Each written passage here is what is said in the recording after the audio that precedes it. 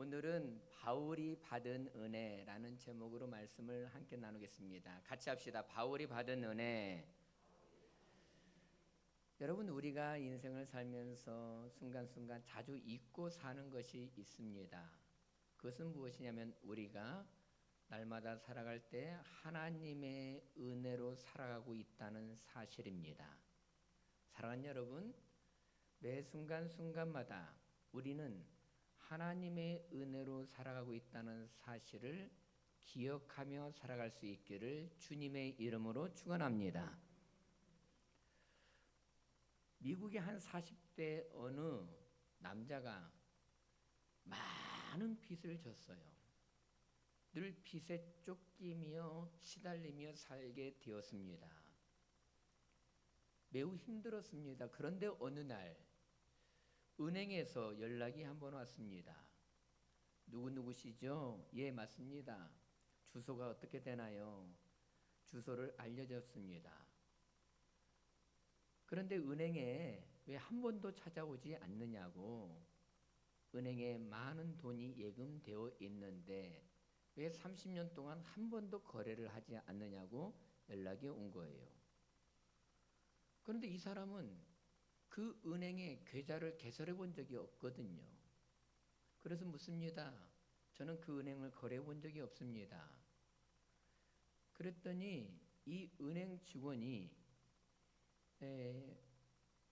당신 앞으로 많은 예금이 예치되어 있다는 거예요. 나중에 확인해 보니까 자기의 먼 친척이 자식이 없이 죽게 되었는데 그 유산을 그 사람 앞으로 30년 전에 예금해 놓은 거예요. 그동안 모르고 살았던 것이죠. 그래서 그 사람은 그 사실을 알고 얼마나 기뻤을까요? 그래서 빚을 다 청산하고 그는 그 예금을 가지고 좀 여유 있게 살게 되었다는 거예요. 제가 이 이야기를 들으면서 문득 이런 생각을 했습니다. 혹시 나에게도 그런 전화가 오지 않을까? 만약 그런 전화를 받게 되면 제가 깜짝 놀라겠죠. 그 사람의 예금이 30년 동안 이자가 붙어서 약 $10,000,000 정도, 우리 돈으로 약 140억 정도 됐다고 하니까요. 그런데 가만히 생각해 보면 우리는 내가 알지 못하는 그런 예금이 예치되었다는 소식은 듣지는 못했지만 오늘 우리는 그것과 비교할 수 없는 엄청난 선물을 받은 사람들이라는 사실을 주목해야 합니다. 우리는 모두 이미 하나님의 은혜를 받은 사람들입니다. 동의하시면 아멘 할까요?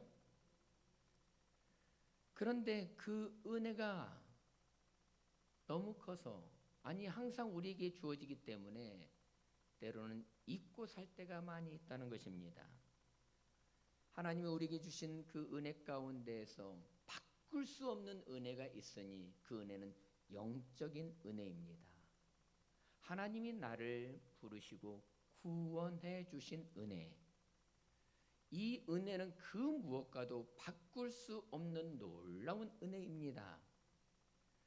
여러분, 하나님의 은혜를 가장 강렬하게 받은 사람이 오늘 본문에 등장하는데 그 사람의 이름은 바울입니다.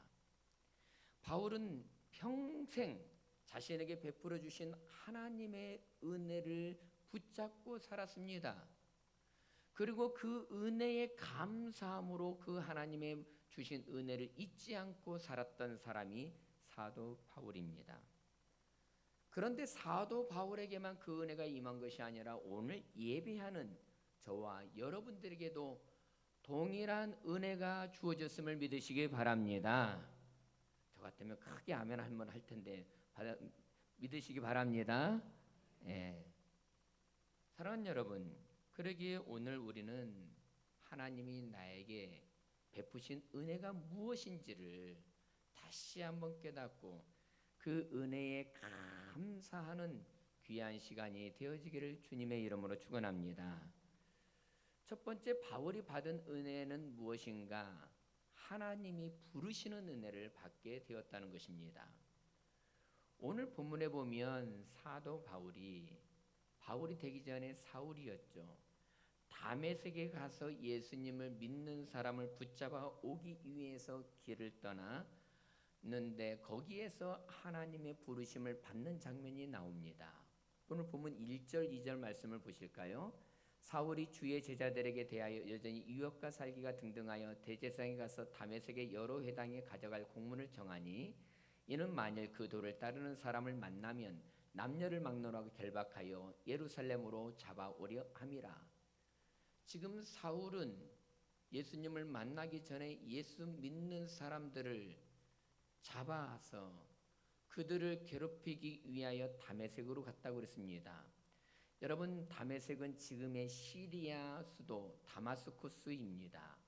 예루살렘에서 다메섹까지는 약 240km 정도 되지요.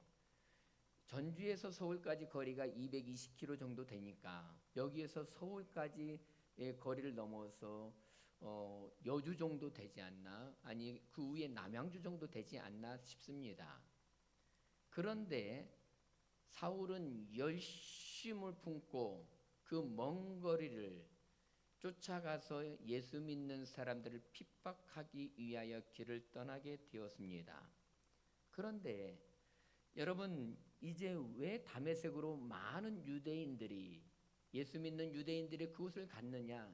예루살렘에게 예수 믿는 사람들을 핍박하게 되었기 때문에 많은 유대인들이 다메섹으로 피신하게 되었던 것이죠. 그 박해로 인하여 피신 갔던 사람들을 잡고자 그곳까지 사울은 쫓아가게 되었습니다. 그런데 다메섹에 가는 도중에 노상에서 놀라운 일이 벌어지게 되었습니다. 오늘 3절은 그 장면을 이렇게 소개합니다. 사울이 길을 가다가 다메섹에 가까이 이르더니 호련히 하늘로부터 빛이 그를 둘러 비추는지라. 하늘로부터 빛이 사도 바울을 완전히 둘러 비치게 되었는데 그 빛은 태양빛보다 더 강렬한 빛이 사울에게 비치게 되었습니다. 그러면서 하늘에서 음성이 들리기를 사울아 사울아 어찌하여 나를 박해하느냐. 그때 사울은 주여 니시오니까. 그때 예수님께서는 나는 내가 박해하는 예수니라 자신을 소개하게 되었습니다. 예수 믿는 사람들을 핍박하고 죽이기 위해 갔지만 주님께서는 사울을 사랑하심으로 말미암아 그를 다메섹 도상에서 그를 불러주시게 되었다는 것입니다. 나는 내가 핍박하는 박해하는 예수니라. 주님의 음성을 듣게 되는 순간 사울은 완전히 꼬꾸라지게 되었습니다. 사울을 하나님께서 다메섹 그 도상 그 길에서 부르신 것입니다. 사랑하는 여러분, 여러분은 어떻게 하나님께 나오시게 되었습니까? 여러분은 어떻게 교회를 다니기 시작했습니까? 어떤 사람은 어렸을 때부터 부모님 손에 이끌려 교회에 나온 사람도 있습니다. 어떤 사람은 청소년이나 청년 시기에 수련회나 부흥회에 참석했다가 주님 만나서 교회에 나온 사람도 있습니다. 어떤 사람은 인생을 살다가 고난과 어려움이 처하여서 무엇인가 힘을 얻기 위하여 교회에 나온 사람도 있습니다. 어떤 사람은 질병이나 어떤 사고를 당하여서 그가 긴급하여서 주님 앞에 나온 사람도 있습니다.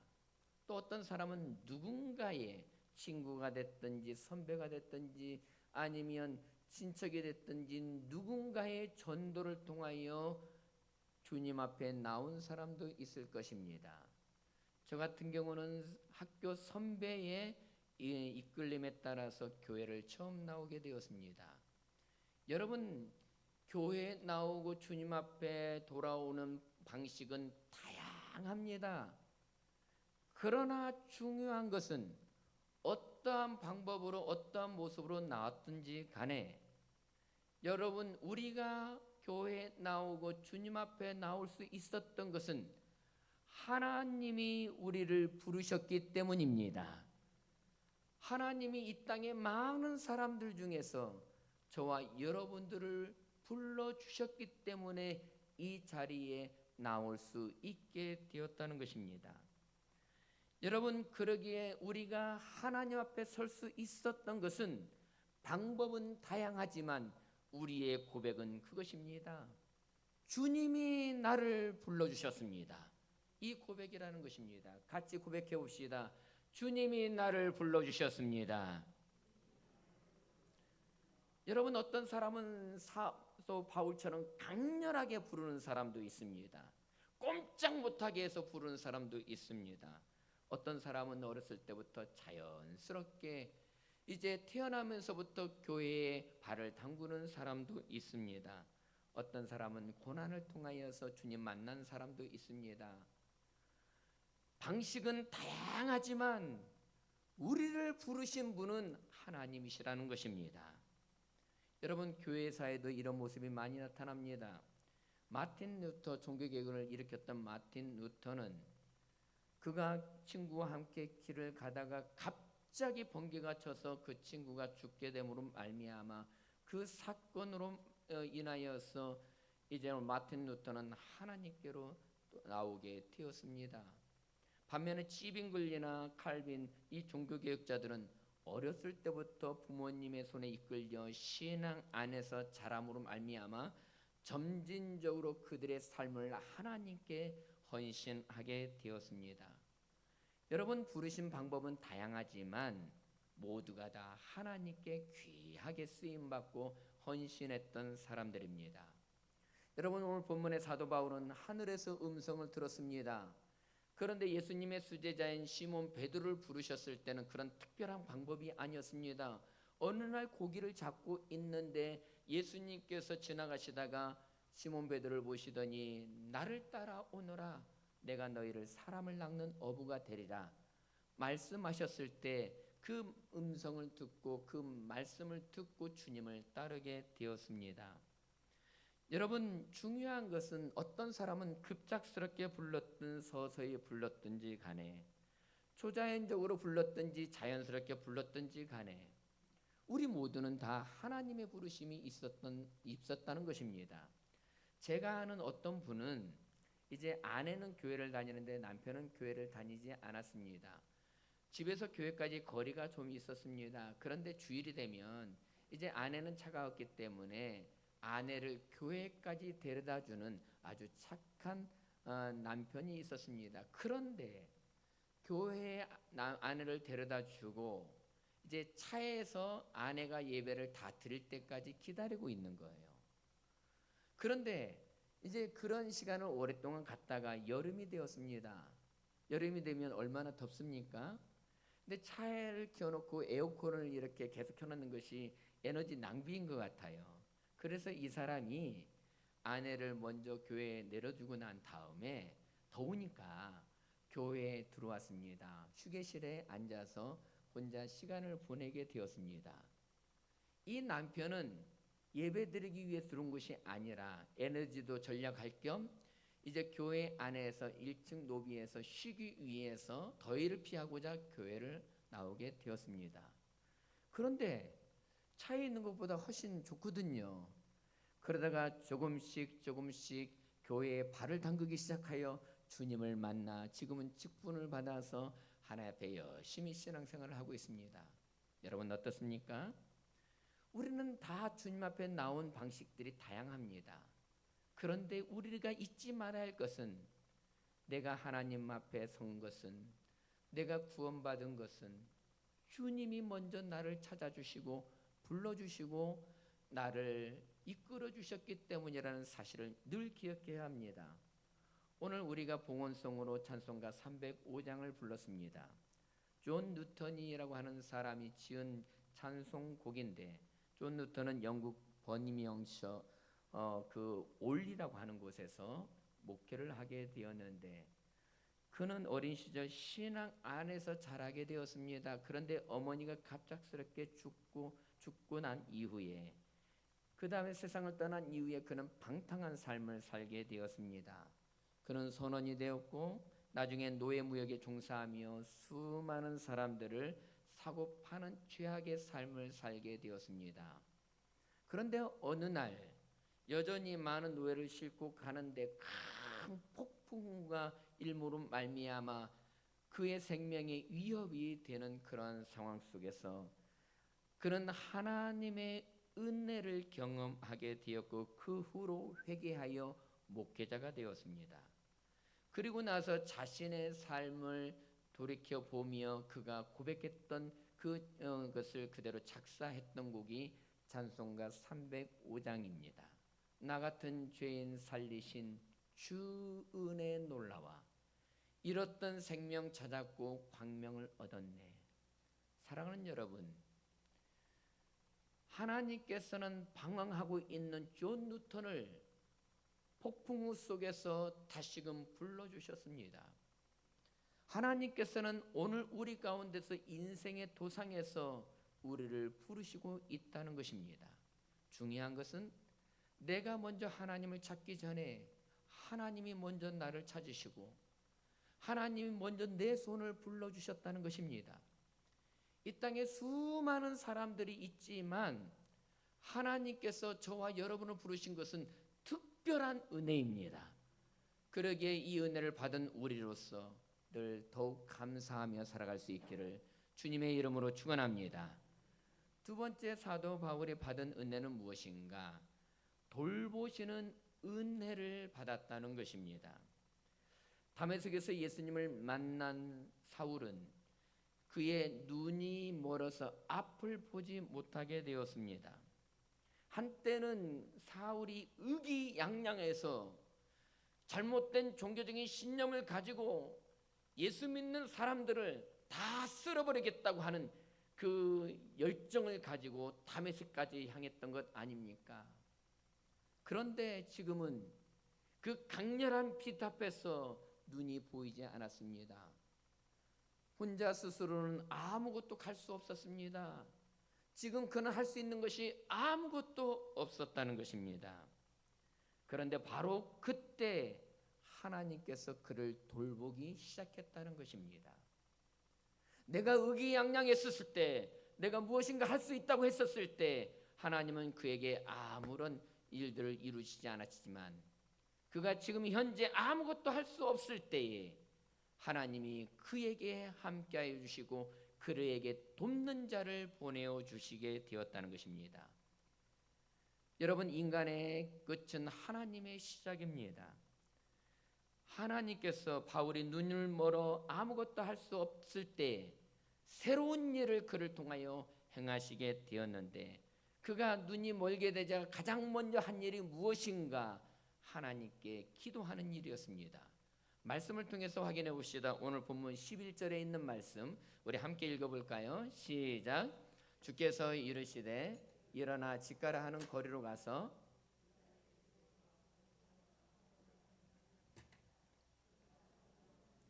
그가 기도하는 중이라 이렇게 성경은 말하고 있습니다. 그가 주님을 만난 이후에 제일 먼저 한 일이 무엇인가? 기도였습니다.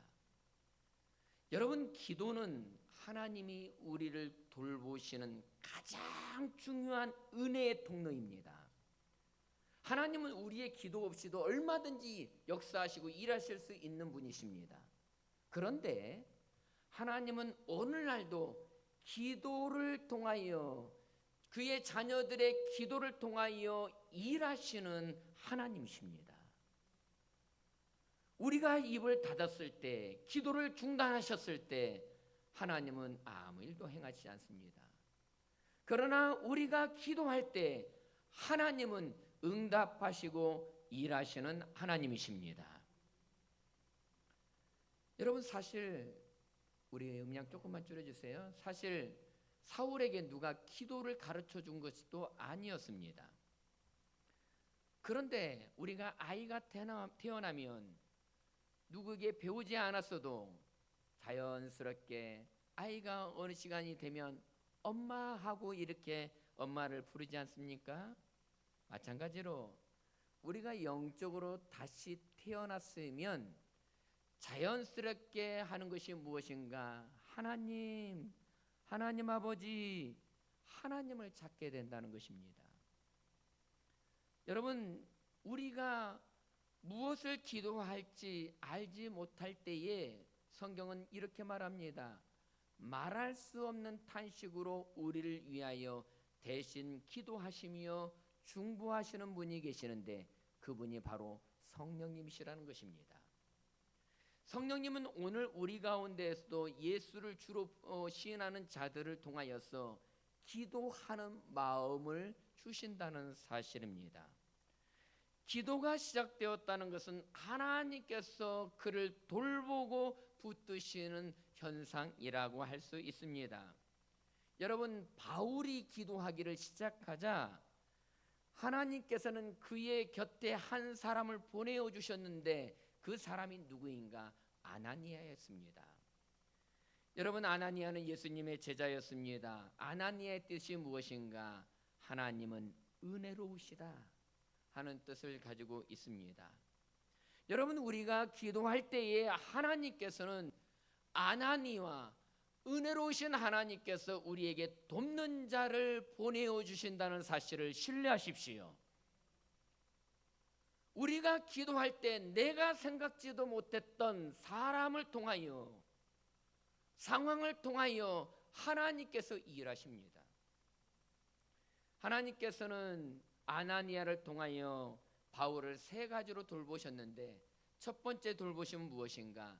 아나니아는 바울을 형제 사울이라고 불렀다는 것입니다.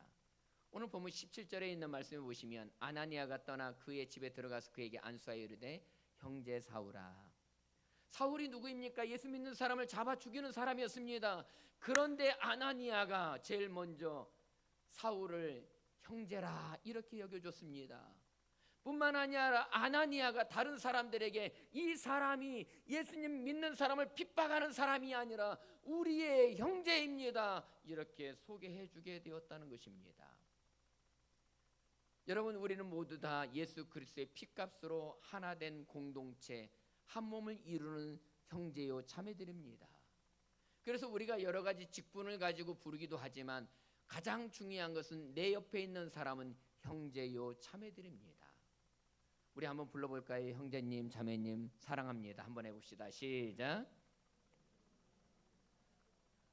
여러분, 우리는 모두가 다 그리스도 안에서 한 형제요 자매요 영적인 하나님의 가족입니다. 하나님은 오늘 또 그 형제들을 통하여, 영적인 가족을 통하여 위로받게 하시며 힘을 얻게 하시며 그 마음을 어루만지신다는 것입니다. 그러기에 우리는 모두 다 갈릴리 공동체의 한 형제 자매가 되었기 때문에 오늘 우리가 사울 곁에 아나니아를 통하여서 위로를 얻고 그가 형제로 여김을 받았던 것처럼 오늘 이 시대에 우리 모두가 다 아나니아와 같은 주인공이 되시길 주의 이름으로 축원합니다. 아나니아는 그를 정죄하지 않았습니다. 오히려 그를 형제로 받아들이게 되었습니다. 저 사람은 위험한 사람이야, 예수 믿는 사람을 죽였던 사람이야, 멀리할 사람이야, 문제 있는 사람이야 이렇게 하지 않았습니다. 그를 받아주게 되었습니다. 우리 형제입니다 이렇게 품어주게 되었습니다. 오늘날 이 시대에 이와 같은 사람이 교회 안에 많아야 된다는 것입니다. 또한 아나니아는 바울에게 안수하였다는 것입니다. 아나니아가 바울에게 안수하는 순간 어떤 놀라운 일이 벌어지게 되었습니까? 오늘 보면 18절에 있는 말씀 보십시오. 즉시 사울의 눈에서 비늘 같은 것이 벗어져 다시 보게 된지라. 비늘이 벗어짐으로 말미암아 다시 보게 되었다 이렇게 말하고 있습니다. 이 다시 보게 되었다는 이 말은 헬라어로 위를 보게 되었다 하는 표현이라는 것입니다. 여러분, 사울은 그동안 자기 의를 따라서, 자기의 열심을 따라서, 자기의 학문에 따라서, 자기의 가치관을 따라서 바라보며 살아왔던 사람이었습니다. 그런데 그가 찬란한 빛을 받고 눈이 어두워졌다가 아나니아를 통하여서 그가 안수할 때 다시금 눈이 열리니까 이제 사울은 위를 바라보는 사람이 되었습니다. 사랑하는 여러분, 세상을 바라보던 눈이 하늘을 바라보는 사람이 되었다는 것입니다. 그의 육신의 시력이 회복되었을 뿐만 아니라 영적인 눈이 열리게 되었다는 것입니다. 사랑하는 성도 여러분, 오늘 우리가 구해야 할 것은 육신의 눈뿐만 아니라 믿음의 눈, 영 안이 열리기를 주님의 이름으로 축원합니다. 여러분, 하나님께서 우리를 돌보시면 우리의 시선이 달라지게 됩니다. 세상만 바라보던 사람이 하나님을 바라보게 되고, 문제만 바라보던 사람이 하나님의 약속의 말씀을 바라보게 된다는 것입니다. 세 번째, 아나니아는 이제 바울에게 필요한 것을 공급해 주었습니다. 오늘 본문 19절에 보면 음식을 먹음에 강건해진지라 이렇게 말씀하고 있습니다. 사흘 동안 음식을 먹지 못했던 바울에게 이제 그가 음식을 먹고 다시금 힘을 얻게 되었습니다. 사랑하는 여러분, 하나님은 우리의 영혼만 돌보시는 분이 아니라 우리의 육체의 필요를 아시고 우리의 육체의 필요를 채우시고 공급하시는 하나님 되심을 믿으시길 바랍니다. 말씀으로 우리의 영혼을 먹이실 뿐만 아니라 우리의 삶의 필요를 공급하시는 하나님, 지친 자에게 새 힘을 주시는 분이 우리 하나님이십니다. 여러분, 여러분의 삶 속에서 하나님의 돌보심을 경험하며 살고 있습니까? 지친 내 영혼에게 말씀을 통하여 생수를 공급하실 뿐만 아니라 나의 삶의 필요를 채우시고 공급하시는 분이 하나님 되심을 믿고 의지하며 살고 있습니까?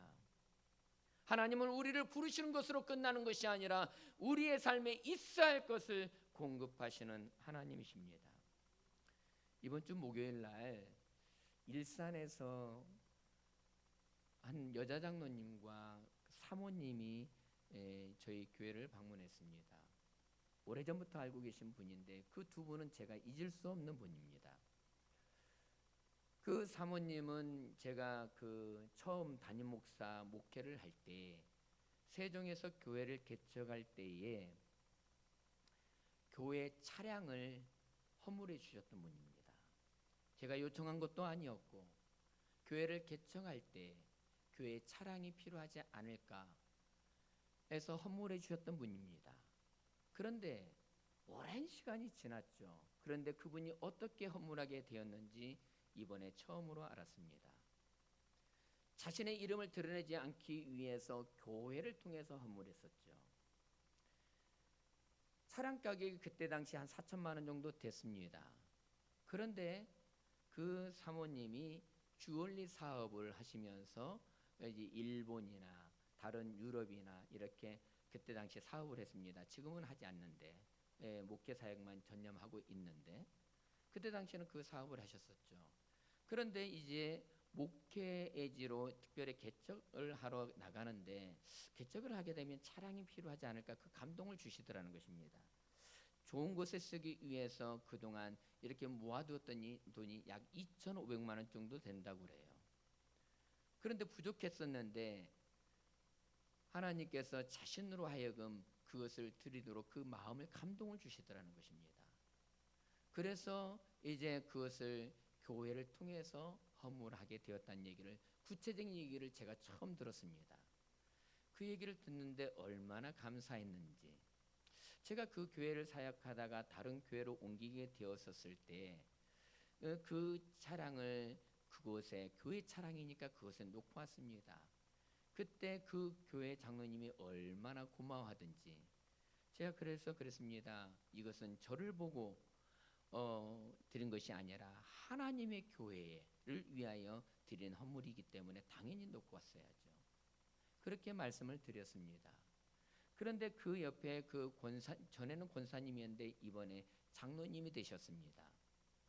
그런데 그 장로님은 지금까지 이제 그때 교회를 개척했을 때 피아노를 헌물하셨을 뿐만 아니라 저에게 한 번씩 일산에 놀러 오라고 해서 양복을 한 5번 해주었던 것 같아요. 그런데 제가 여기 취임했을 때 그때 오지 못했다고 일부러 이렇게 시간을 내서 오신 것이죠. 그러면서 이번 여름에 혹시 필요하실지 몰라 가까운 곳에 가서 양복을 해주셨어요. 여러분, 저는 때때로 하나님께서 주의 종이 너무나 이렇게 빈약하게 살지 않도록, 하나님 일하는데 궁핍하지 않도록 하나님의 손길들을 많이 중간중간에 경험하며 살고 있습니다. 여러분, 이번 주에 한 분이 저보다 한 나이가 두세 살 많은 목사님이 오랫동안 목회지를 구하지 못해서 쉬고 있었습니다. 그런데 이번에 저 해남 외 큰 교회로 부목사로 가게 되었습니다.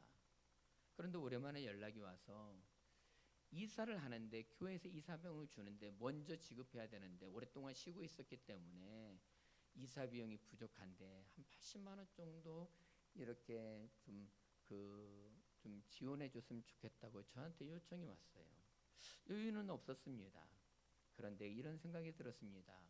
얼마나 어려우면, 얼마나 힘들면 그럴까.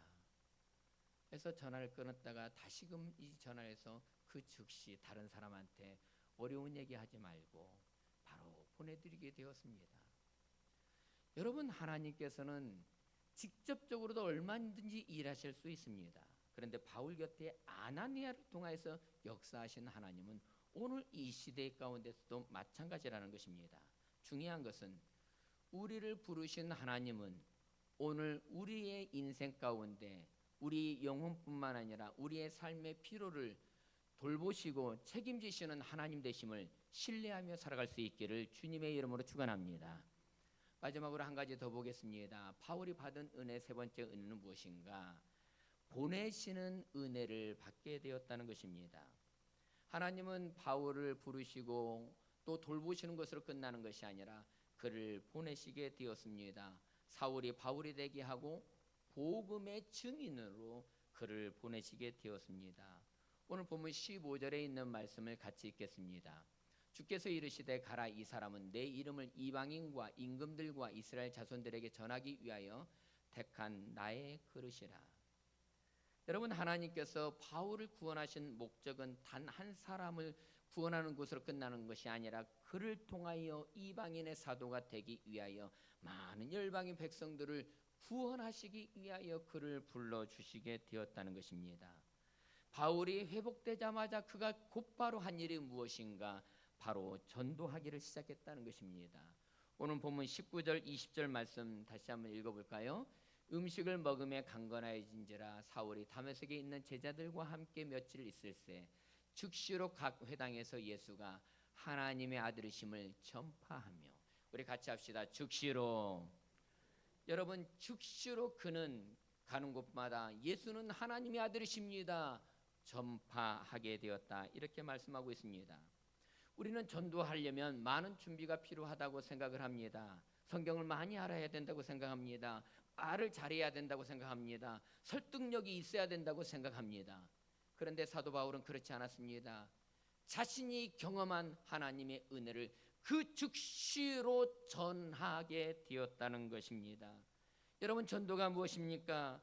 내가 만난 예수 그리스도를 있는 그대로 증거하는 것입니다. 예수님은 나에게 이 은혜를 베풀어 주셨음을 그 즉시로 전하는 것입니다. 여러분, 초대교회를 생각할 때마다 생각보다 단순하게 그들은 전도하게 되었습니다. 예수님의 부활을 목격했던 막달라 마리아, 그는 제자들에게 찾아가서 그 즉시 내가 주를 만났다고 전하게 되었는데, 요한복음 20장 18절에 있는 말씀을 보십시오. 거기서 보면 막달라 마리아가 가서 제자들에게 내가 주를 보았다, 이렇게 그 즉시로 전하게 되었습니다. 안드레도 그가 예수님을 만나고 난 다음에 그 즉시 그의 형제 베드로에 가서 이제 와보라, 내가 주를 만났다고 전하게 되었는데, 요한복음 1장 41절 말씀해 보시면 와보라, 우리가 메시아를 만났다 하고, 여러분, 요한복음 4장에 보면 선한 사마리아 여인은 사람들에게 달려서 어떻게 말하고 있습니까? 요한복음 4장 29절에 보면 와보라 이는 그리스도가 아니냐 이렇게 말하게 되었습니다. 중요한 것은 초대교회 사람들은 예수님을 만나자마자 그 즉시로 성경 지식이 많이 알고 내가 전하는 방법을 설득력이 많이 있든지 없든지 간에 그것을 뒤로 하고 그 즉시로 내가 메시아를 만났다 전하게 되었습니다. 사랑하는 여러분, 오늘 우리도 즉시 이렇게 전할 수 있을 것입니다. 내가 예수님 만나서 변화되었습니다. 구원받게 되었습니다. 새 생명을 얻게 되었습니다. 주님이 나를 구원해 주셨습니다. 그 즉시로 전하는 삶을, 전하는 은혜를 우리가 누리며 살아갈 수 있기를 주의 이름으로 축원합니다. 여러분, 하나님은 우리를 부르셨습니다. 그리고 우리를 돌보셨습니다. 그리고 우리를 보내셨습니다. 여러분, 우리는 이제 사도 바울이 그 즉시 예수님을 전했던 것처럼 우리도 이 땅에서 내가 만난 주님의 은혜를, 내가 경험한 주님의 은혜를 그 즉시로 전하는 삶을 살아가는 저와 여러분이 되어지길 바랍니다. 우리 교회가 11월 1일 날에는 한 사람이 한 영혼을 하나님께 드리는 생명 구원의 잔치를 베풀고자 합니다. 우리가 미리 기도합시다.